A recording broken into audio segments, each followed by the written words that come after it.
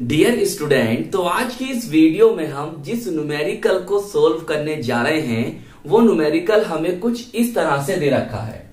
1.5 Henry स्वप्रेरक वाली कुंडली में 5 एम्पियर की धारा 0.1 बोले तो 0.1 सेकंड में शून्य हो जाती है।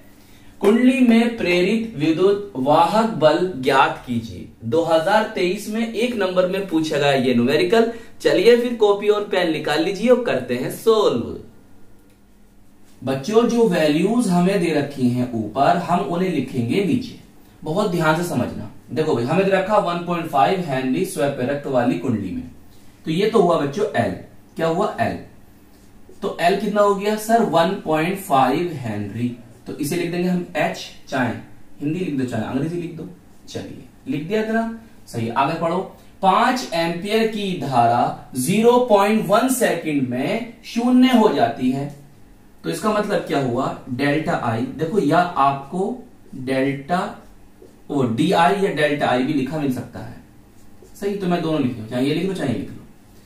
5 एम्पियर की धारा 0.1 सेकंड में शून्य हो जाती है। इसका मतलब क्या है भाई? इसका मतलब है I2 माइनस I1, सही। I2 जो बाद में हुई क्या हुई? शून्य, 0। जो पहले थी सर क्या थी? 5 एम्पियर थी।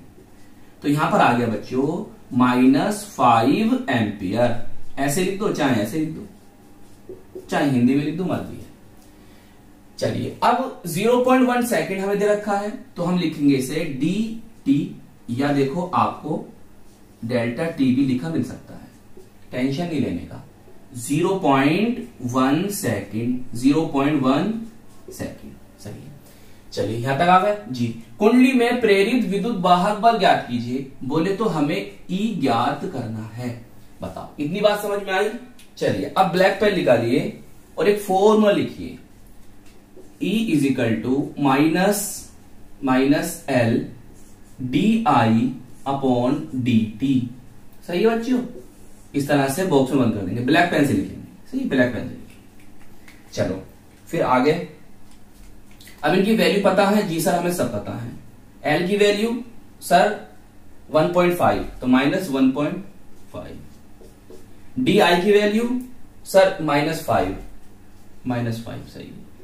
dt की वैल्यू सर 0.1, dt 0.1, सही है। पॉइंट से पॉइंट खत्म हो गया, माइनस माइनस प्लस हो जाएंगे, और 15 थी कितने होते हैं सर? 75। इसका मात्रक सर वैद्युत भागबल का जी वोल्ट होता है, सही है। तो ये आ गया आपके इस सवाल का आंसर। बताओ समझ में आया या नहीं आया?